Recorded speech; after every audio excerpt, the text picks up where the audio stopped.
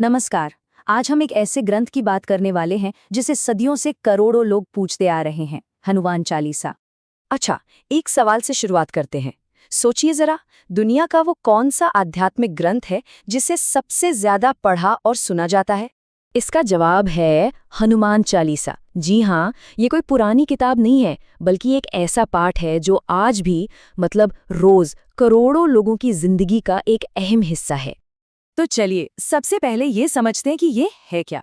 हनुमान चालीसा, जैसा कि नाम से ही जाहिर है, भगवान हनुमान को समर्पित 40 चौपाइयों का एक भक्ति गीत है।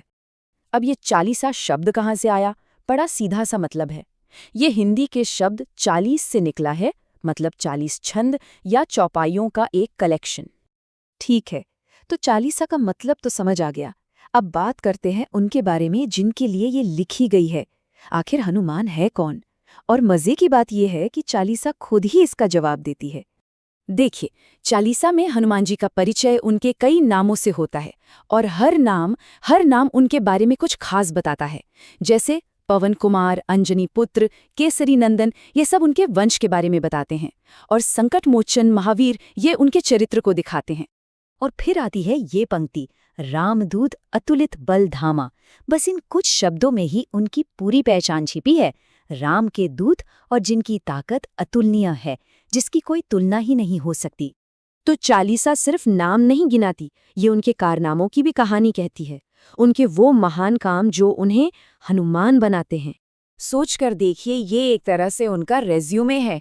एक ही छलांग में पूरा का पूरा समुद्र पार कर लिया, राक्षसों के शहर लंका को जलाकर राख कर दिया। बचपन में तो सूरज को ही फल समझकर निगलने दौड़ पड़े थे, और जब जरूरत पड़ी तो पूरा पहाड़ ही उठा लाए। ये उनकी शक्ति का बस एक छोटा सा नमूना है।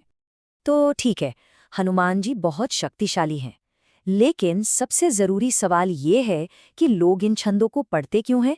इसका आखिर मकसद क्या है? और इसका जवाब भी चालीसा खुद ही देती है। ये भजन असल में एक तरह की प्रार्थना है, एक कवच। चालीसा में साफ साफ लिखा है कि अगर कोई संकट है, कोई परेशानी है, तो उसके पाठ से वो दूर हो जाएगी। भूत पिशाच जैसी नकारात्मक शक्तियां पास नहीं आती, रोग और दर्द मिट जाते हैं, और जो काम बहुत मुश्किल लगते हैं वो भी उनकी कृपा से आसान हो जाते हैं। तो कुल मिलाकर जो मूल विश्वास है वो यही है कि हनुमान चालीसा का पाठ करने से हनुमान जी का आशीर्वाद और सुरक्षा मिलती है, हर बाधा दूर हो जाती है। चलिए, अब आखिरी और शायद सबसे गहरे हिस्से पर आते हैं।